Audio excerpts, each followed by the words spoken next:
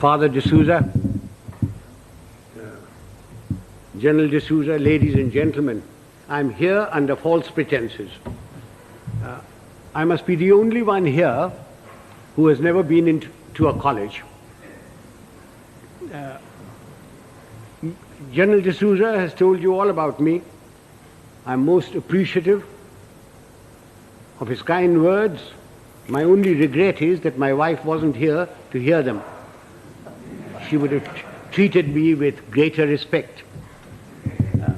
And when I say I'm uneducated, I really mean it. I must be the only member of my family who isn't a graduate. I managed to do my inter-science. I got a 3rd division, mushkil se. Anyway, it's nice being in this hall with all the academics and all the educated people. And I take this opportunity of inaugurating your Silver Jubilee series on leadership. I don't know what one does for inauguration, but may I say that I have inaugurated the thing.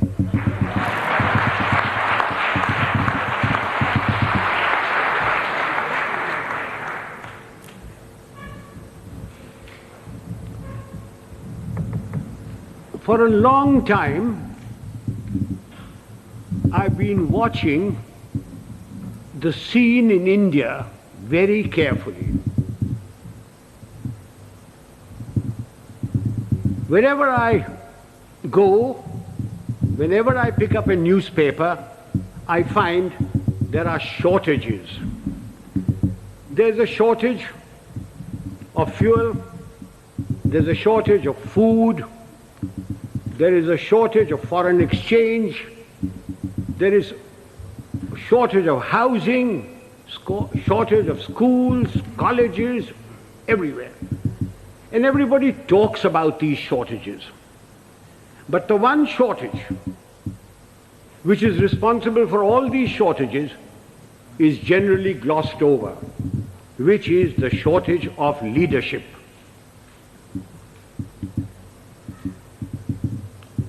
Father, don't misunderstand me, and gentlemen of the press, please don't misquote me, which you are always capable of doing and which you continue doing. When I talk of shortage of leadership, I do not mean just political leadership. I mean leadership in every walk of life. Whether it's political, administrative, in educational institutions, in our sports organizations, in our industry, amongst labor, amongst the law and order contingents, there is a shortage of leadership. I do not know whether leaders are born or leaders are made. There is a school of thought which says leaders are born. Father, we have a population of 780 million people, and we procreate at the rate of 1 Australia every year. And yet, there is a shortage of leadership. So if those of you who think that leaders are born and who contribute to that theory, may I suggest you throw away all Planned Parenthood and really let yourselves go. If leaders are not born, can leaders be made? It is my view that give me a man with reasonable common sense and decency, you can make a leader out of him. What are the attributes of leadership? There are many attributes. The cardinal attribute for leadership is professional knowledge and professional competence. Now you will agree with me that you cannot be born with professional knowledge.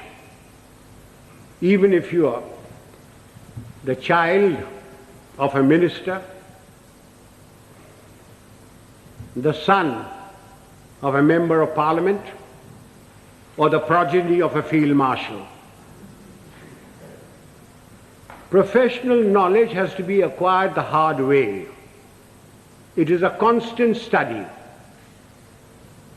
Professors, engineers, architects, lawyers, solicitors, doctors, they all study their professions continuously. They all contribute to magazines, to newsprints, to all sorts of things.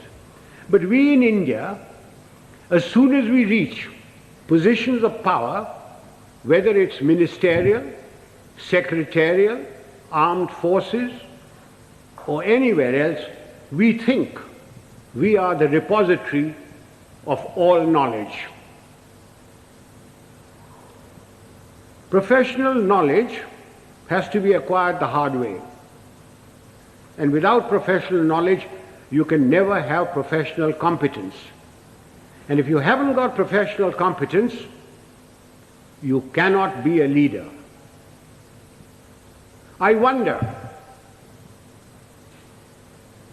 those civilian gentlemen who have been charged with the security of this country, whether they have ever read a book on the military profession.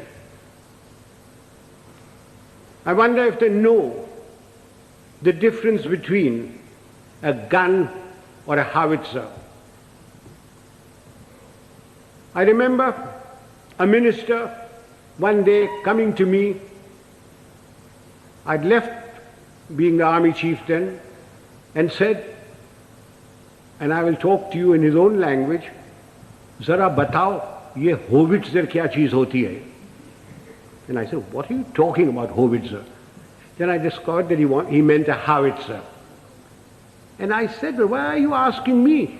Why don't you ask the army chief and others?" He said, "Kaise पूछे उनसे? मैं minister हूँ, तेरे से तो पूछ लेता हूँ, तू जानता है कि मैं बेवकूफ हूँ." I wonder if they can distinguish a mortar from a motor, or a gorilla from a gorilla, although a great many resemble the latter. Ladies and gentlemen, professional knowledge is a sine qua non of leadership. You have to have professional competence if you are expected to lead anything. It doesn't matter whether you are in the army, whether you are in a teaching profession, whether you are in industry. Unless you have professional competence and professional knowledge, you cannot be a leader. And it has to be acquired the hard way. You've got to study all your life. What takes me to the next attribute? The ability to make up your mind and take a decision. And having taken that decision, accepting full responsibility for it. Those of us who have suffered at the hands of superiors who cannot take a decision know what it's like.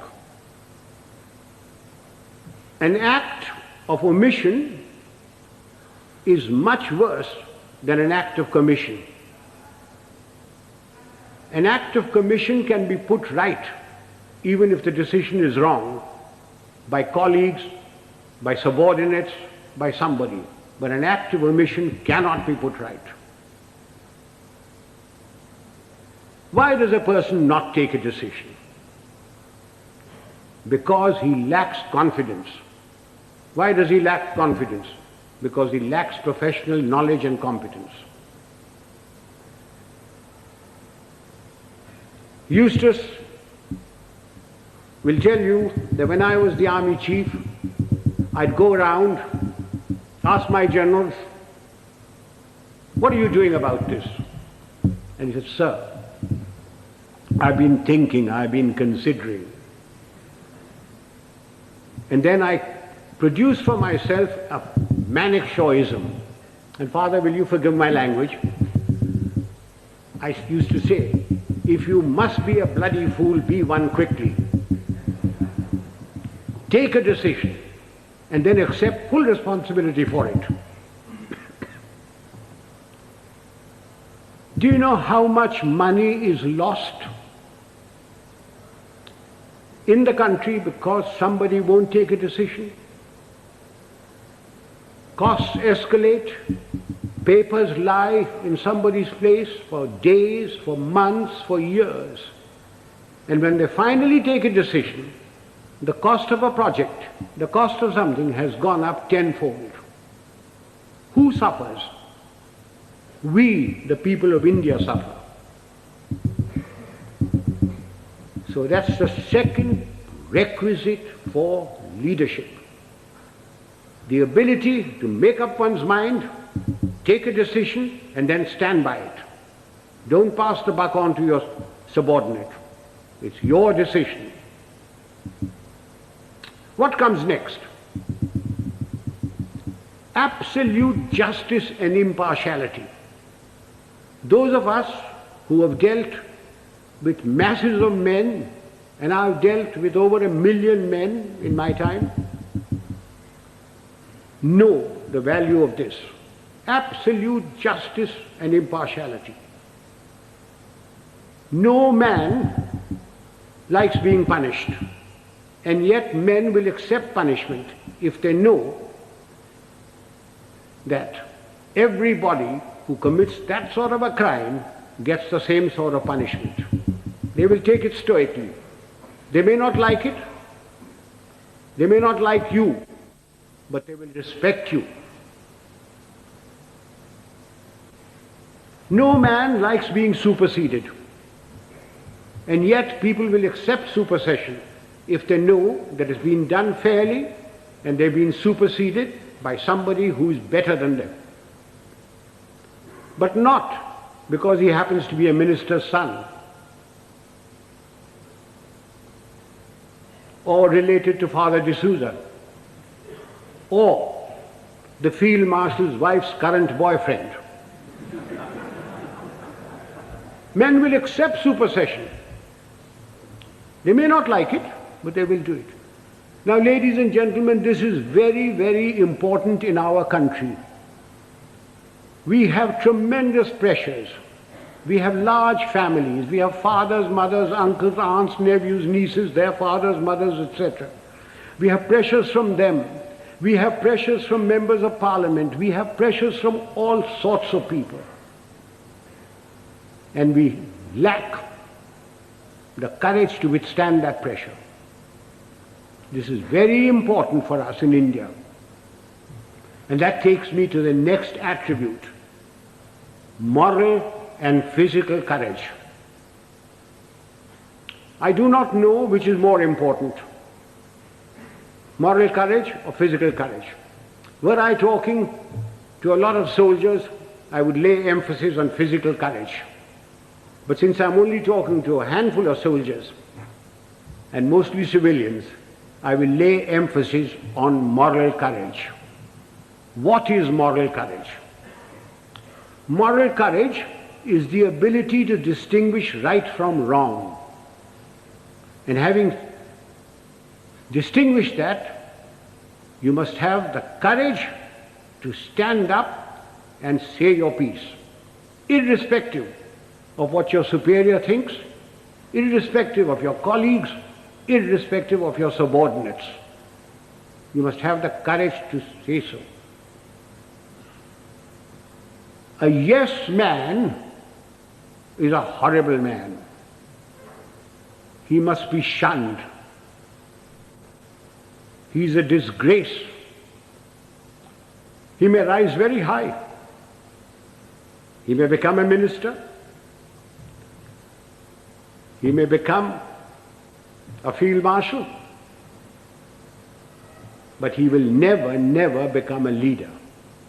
He will be used by his superiors. He will be disliked by his colleagues, and his subordinates have no respect for them. Moral courage is essential. Now, since you wanted to know some examples of moral courage from my past. I will give you a little story. In 1970, when General Yahya Khan put all the pressure on East Pakistan as it was then, and refugees started coming to India, there was a cabinet meeting. I remember the date very well, 28th of April. I was summoned. I had a very strong Prime Minister and Mrs. Gandhi, who ranted and raved at me. He said, "What are you doing about it? I've got so many refugees. The Chief Minister of Bengal has just sent me a telegram. The Chief Minister of Tripura has done this. The Chief Minister of Assam is writing that there are more Bengalis there than their own population. What are you doing about it?" And I said, "Nothing. Got nothing to do with me." And she said, "I want you to go in and take action." And I said, "Do you know what that means, Prime Minister?" And she said, "No." I said, "It means war." And she said, "I don't mind if there's war." So I said, "May I please quote from the Bible, the first book, the first chapter, the first verse? God said, 'Let there be light,' and there was light. And you say, 'Let there be war,' there be war. Are you ready?" I'm not ready. I'm not prepared. It is not the right time to go in. The monsoon will break very shortly, and the whole of East Pakistan will be a swamp. I will not be able to operate. The Air Force will not be able to operate. April is a month when we glean the harvest. And the Agriculture Minister was Mr. Fakhruddin Ali Ahmed. And I said, "I will require every railway wagon, I will require every train, I will require all the road space to move my troops. And you will not be able to move your harvest. And then if there is a famine, don't blame me." And I said, the passes in the Himalayas start opening now, the snow melts. And then if the Chinese give us an ultimatum, I will have to fight on two fronts. And then the External Affairs Minister, a Khalsa, Sardar Swaran Singh, said, "Do you think China will give ultimatum?" And I said, "You are the foreign minister, you tell me." And then my own minister, Xavier, who couldn't call me Sam, who used to call me Sham.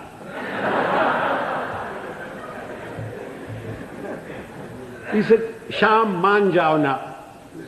I said, "You can manne ki baat hai? I'm telling you what the facts are." And I said, "If you want me to do this, Prime Minister, I guarantee you 100% defeat. Now, Prime Minister, give me your orders." And there was dead silence. And she turned around and said, "The cabinet will meet at 4 o'clock. This happened at 10:30 in the morning. So, as the cabinet ministers walked out, I being the junior most man there, was the last to go, she said, "Chief, will you stay behind?" So I shut the door and I said, "Prime Minister, before you speak, do you wish me to send in my resignation on grounds of health, mental or physical?" I said, "Oh, sit down." He said, "Everything you told me correct?" I said, "It's my job to fight. It's my job to tell you. If your father in 1962 had me as his commander-in-chief, the country would not have been disgraced. The army would not have been beaten. But the army chief did not have moral courage of turning around and telling him he wasn't ready." So she said, "All right, you know what I want?" And I said, "Yes, I know what you want. And I must be allowed to do it my own way." And she said, "All right, you know what I want." So, ladies and gentlemen, there's a very thin line between becoming a field marshal and being dismissed. I just gave you an illustration of moral courage. Of course, I didn't worry very much because my wife had money. If I'd gone, she would have looked after. She would have looked after me. So much for moral courage. Now I come to physical courage. Fear is a natural phenomenon like hunger and sex. Anyone who says he is not frightened is a liar, except perhaps the Gorkha. Everyone is frightened. It is one thing to be frightened and quite another to show fear. It's when your knees are knocking and your teeth are chattering and you're about to make your own geography. That's when the real leader comes out. If once you show fear in front of men that you may be commanding, it doesn't matter whether they're soldiers, they are clerks, they're labor, there are students. Once you show fear, you should quit. Now again, General D'Souza said, I must give some examples from my own life. This was in Burma in 1942. I was commanding a Sikh company, big tough chaps, very fond of them. I had a man called Sohan Singh, big man, stood about 6'4". He had been promoted many times to Lance Naik, to Naik, and every time, because he was a Badmash, he was broken. We'd had lots of casualties and we had to make promotions. So we had a promotion conference with the commanding officer, and Sohan Singh's name came up and I said, no use making him, he'll be broken tomorrow. So he was passed over. The conference finished, names were published. I came back to my Basha where my company was in the jungle, and I found my senior Subedar Balwant Singh terribly worried. And he said, Saab, Sohan Singh ko kaid kar diya. I said, क्यों क्या हुआ? उसने बोला कि आज आपको साहब गोली मारेगा. So I said, oh, अच्छा, पेशी होगा. So a stool was put in, a table was put there, and Sohan Singh was marched up in front of me. Sohan Singh was at that time a light machine gunner, and light machine gunners carried pistols, and his pistol was taken away from him. So he was marched up in front of me. The usual charge was read out. And I said, Sohan Singh, क्या बात है? साहब गलती हो गया. So I said, तुमने बोला कि तू हमको गोली मारेगा. So I picked up the pistol, loaded it, walked up to him, handed the pistol to him. I said, तेरा दिल है मारने का, मारो. And he said, नहीं साहब गलती हो गया. So I gave him a tight slap. I said, case dismissed, जाओ भागो. I went off to the mess, had my dinner, came back, and everybody in the company was very worried. And the Subedar Sahab, Balwant Singh said, नहीं साहब आज रात आपको गोली मारेगा.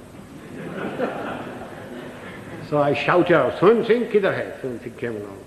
I said, Sohan Singh, आज रात मेरा बाशा पर तुम सेंट्री होगा, और कल सुबह 5 बजे 1 मग्गा चाह और 1 मग्गा गर्म पानी दाढ़ी बनाने के लिए. कोई शक? बेशक, भागो. And I went in there. I was woken up in the morning by Sohan Singh with a mug of tea and a mug of hot water, and he followed me like a lamb throughout the conflict. Now, ladies and gentlemen, if you think I wasn't frightened, you are mistaken. I was terrified. But if I hadn't done that, and put Sohan Singh in the clink or something like that, everybody would have said, Dekha, hamara saab darta hai. Just an example of this. How often during riots and all that, some young sergeant with nothing but a little stick in his hand has walked in and quelled everything by showing courage. So physical courage is essential to leadership. You needn't be foolhardy like I was. I was very young. I don't know whether I'd do it today. But physical courage is essential. That takes me to the other attribute, loyalty. Now, does loyalty require very much explanation? We all expect loyalty from our subordinates. Do we give loyalty to them? Loyalty is a two-way thing. We expect loyalty, we have to give loyalty. Do we give loyalty to our colleagues? So remember that for leadership, you expect loyalty, you've got to give loyalty. Time is running short. There are other attributes. Remember, leadership is nothing else but management of men and resources. Management of men. Men have problems. Men in numbers can be very nasty. And a leader must be able to deal with them very firmly. When people misbehave, like they are misbehaving in Bombay these days, it's no use saying Jai Hind to them. You've got to deal with them very, very firmly. But you must never forget that men have problems. They have human problems. They have problems of debt, of family problems. They get easily despondent. And therefore, the leader must have a human touch. He must have a sense of humor to get them out of their despondency. He must have the gift of the gab. Unfortunately, our leaders have the gift of the gab, but they have no sense of humor. Further, men and women, generally speaking, like their leader to be a bit of a man, a bit of a lad. Take examples from history. Julius Caesar. Julius Caesar, you will agree, he was a great leader. When he came to Rome, the senators used to lock up their wives. Take Napoleon. He had his Josephine and Marie Antoinette and Georgette and Paulette and any number of things. And you will agree he was a great leader? Take the Duke of Wellington. The night before the Battle of Waterloo, in his chambers there were more women of luscious proportions than staff officers. And he was a great leader. Do you know, sir, a thought has just struck me. All these three people that I've talked about had one thing in common. They all had long noses.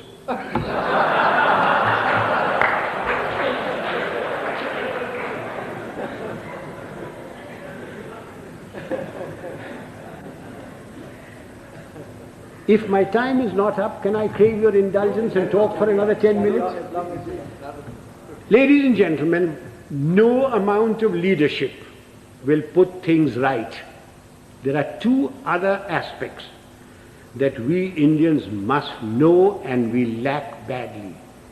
One is discipline and the second is character. What is discipline? Discipline is a code of conduct for decent living in society one with the other. Who lays down this code of conduct? Not the Prime Minister, not Parliament. Of course it's laid down in the Army Act. But I'm not trying to impose the Army Act on you. This code of conduct has come to us from father to son, from mother to daughter, from times immemorial. It's in the Bible, it's in the Gita, it's in the words of Nanak, in the sayings of Muhammad and Buddha. It's all come down. It's been refined as cultures have changed.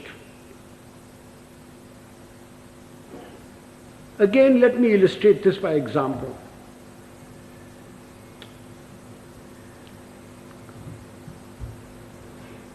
Non-punctuality is an act of ill discipline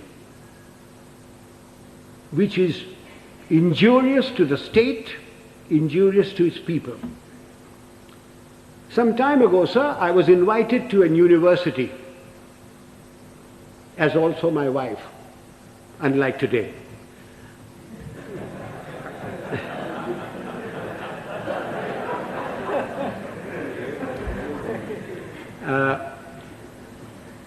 I was called there at a convocation at 5 o'clock in the evening. And having been in the army for 50 years, telling the driver, go slow, go fast, arrived there at 5 o'clock in the evening. I was received by the Vice Chancellor and his lady, the Union Secretary, escorted to the dais. My wife too was asked to sit on the dais, and she politely refused, saying that she'd much rather sit down, as this is the only opportunity she has to look up to me. And as usual, I was garlanded. The Vice Chancellor sang my praises and asked me to talk to these people. There were about 5,000 boys and girls there, plus deans, plus professors, plus lecturers, everybody. And as I got up to get to the desk, to the lectern, the Vice Chancellor says to me, sotto voce, Field Marshal, a fortnight ago we had invited a VIP to the same function. He was allowed to stand at the lectern for exactly 15 seconds. I wish you good luck. I said to myself, had the Vice Chancellor said this in his letter of invitation, I wonder whether I would have come. Anyway, I got up to the lectern and I addressed the gathering for the amount of time that I was allowed.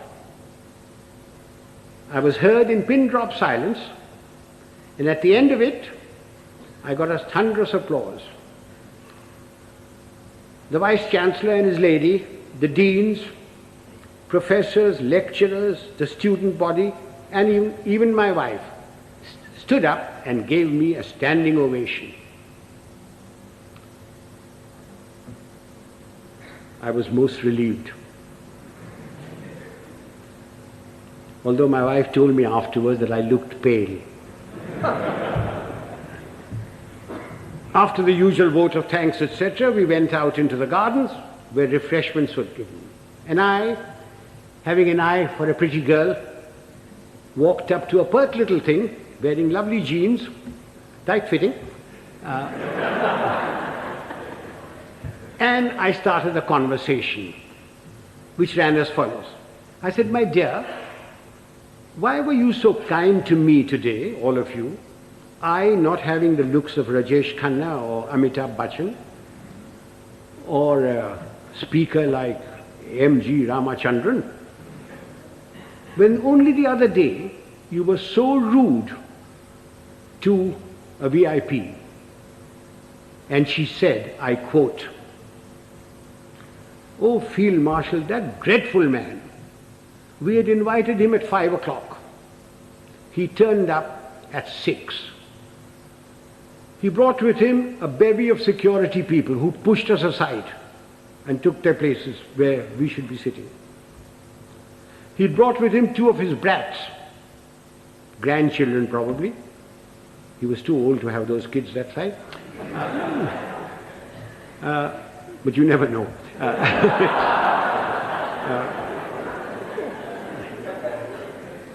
He was received by the Vice Chancellor and lady.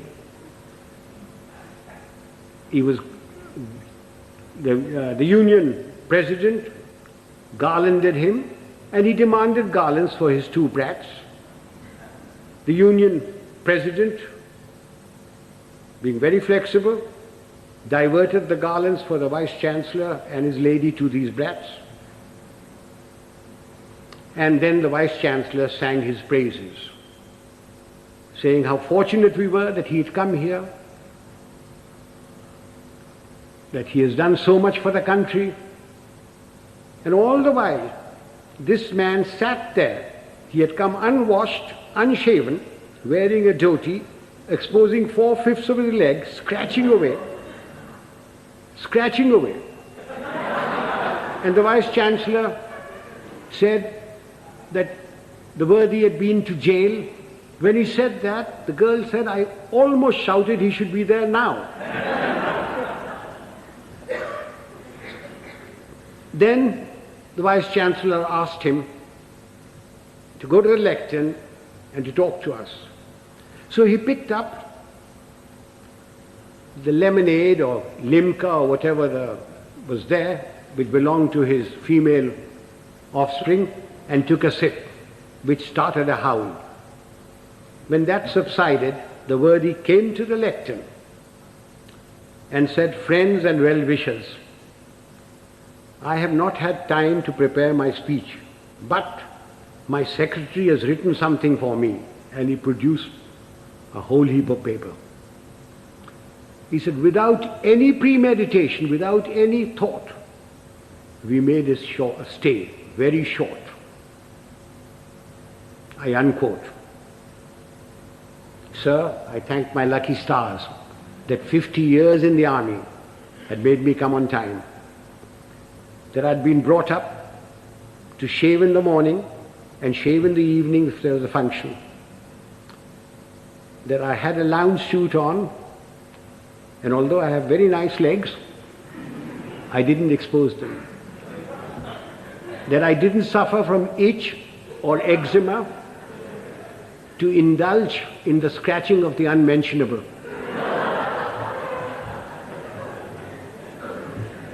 Now do you see what I mean by ill discipline?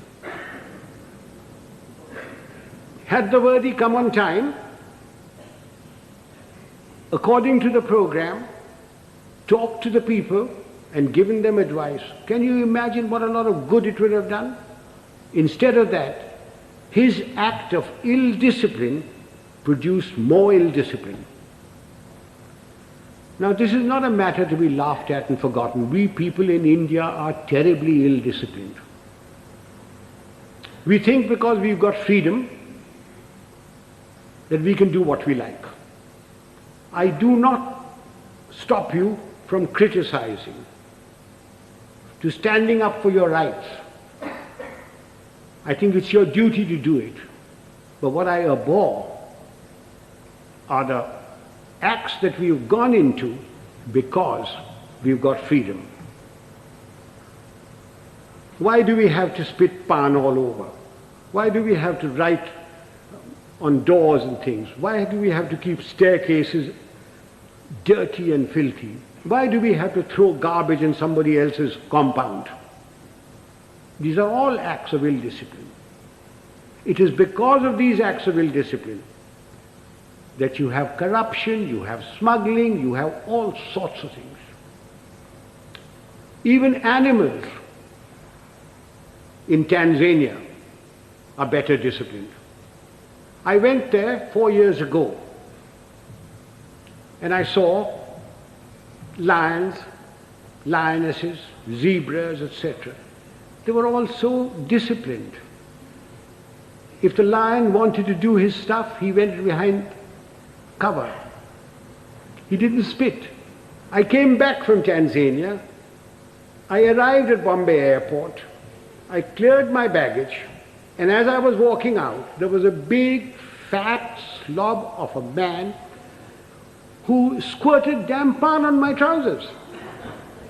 And when I gave him a tight kick, he was most indignant. He didn't think he'd done any wrong.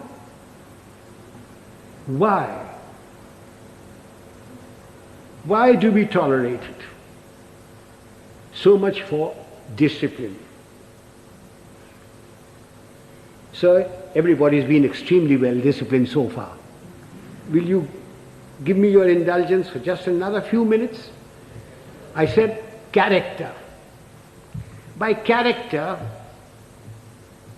I don't mean the sort of thing which the father will preach to you. Of course you must be honest. Of course you must be truthful. Of course you mustn't covet thy neighbor's wife. Not when father is listening.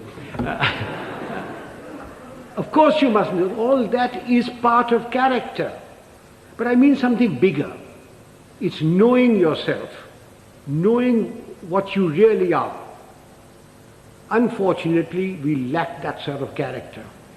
And what little we have is denuded by our fans, by the sycophants around us, by the hangers-on. Again, let me illustrate this by an example. Some years ago, Hollywood produced a picture of the great violinist and composer Paganini. And they got a very handsome actor, tall, good actor, who had some knowledge of the violin to take the part of Paganini. And he was drilled to perfection, so that when that little cadenza was played and screened, the critics raved over it, raved at the movement of his fingers and of his bow. And this man's fans, sycophants, hangers-on, went on telling him that he was greater than Menuhin, greater than Heifetz, greater than Chrysler. And the man started believing it. And it took 8 months in a psychiatric home to rid him of this delusion. Do you know, sir, after the 1971 conflict, my fans, my hangers-on, the sycophants around me kept telling me, "Sir, you are the greatest general the century has produced. You are better than Rommel. You are better than Guderian. Auchinleck was nothing." And just as I was beginning to believe it, the Prime Minister created me Field Marshal and sent me off to the Nilgiris. And a hard-headed, no-nonsense wife deprived one more inmate of a psychiatric home. I thank you, sir.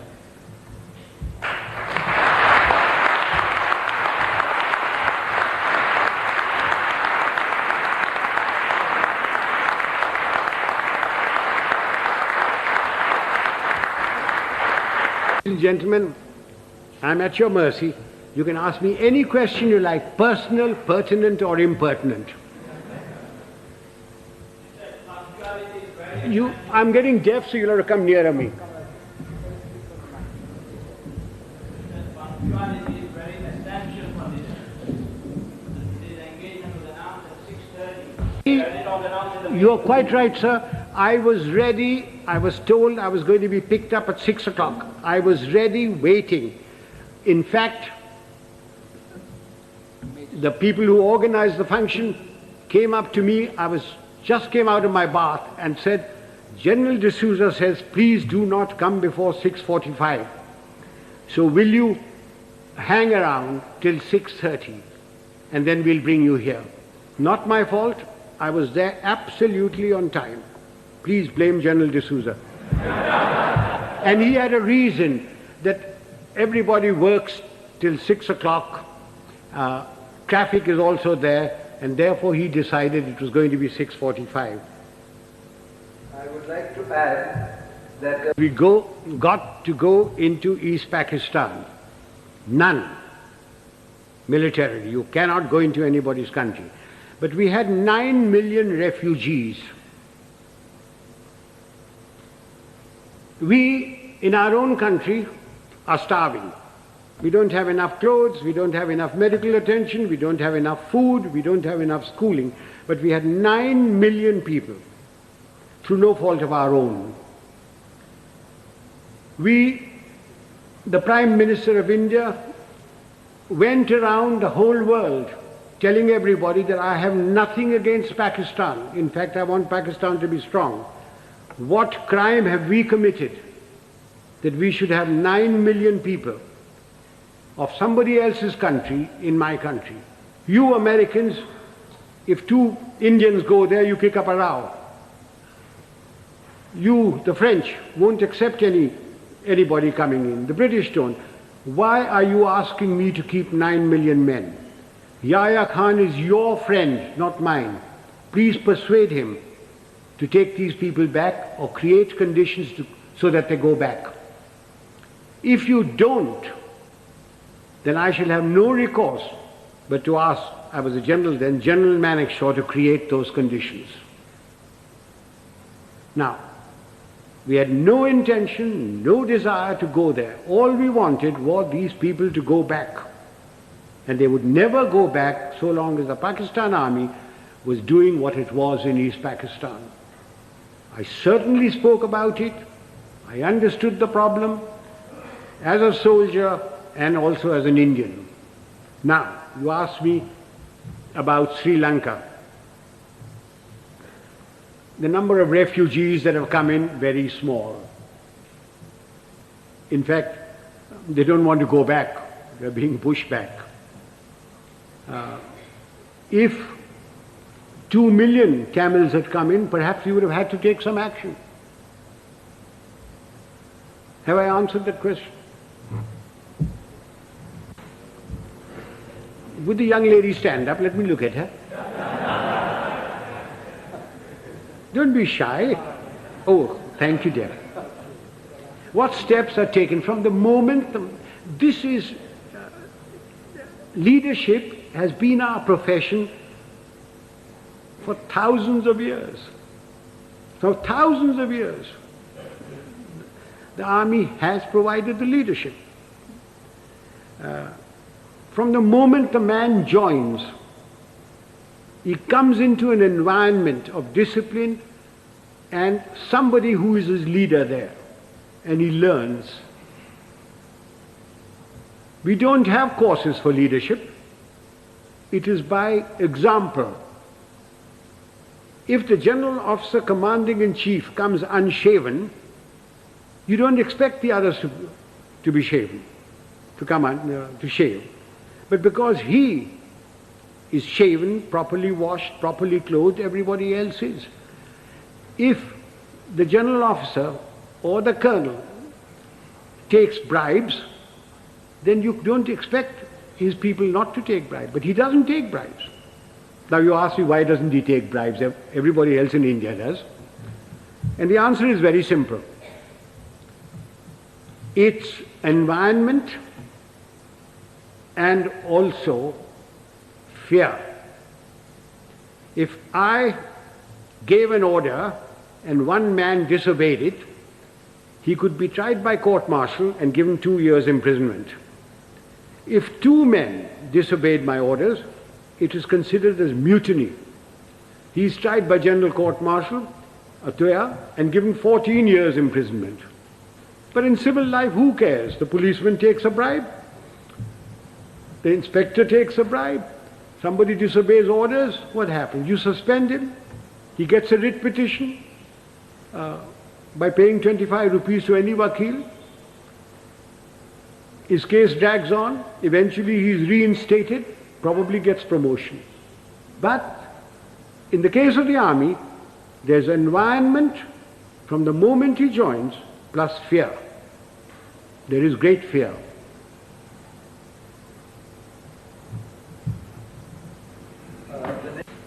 We Indians are alleged or supposed to be very religious people. If you read your own religious book, whether it be the Bible or the Gita or the Granth Sahib or the Quran, you automatically have discipline, self-discipline. From your childhood, if your parents are doing their duty, you get discipline into you. If you have any pride in yourself, you have discipline in you. So, talking of self-discipline, there it is. The Roman Catholic Church has done a great deal, for bringing discipline into the world. It has erred at times, but it has done a great deal for bringing self-discipline. One of the things is the confession. That has brought a great deal of self-discipline in people. You can confess to yourself. When you go to bed at night, when you say your prayers, confess to yourself what wrong you have done. Otherwise, I can't give you any answer for self-discipline. Yes, sir. And Yes.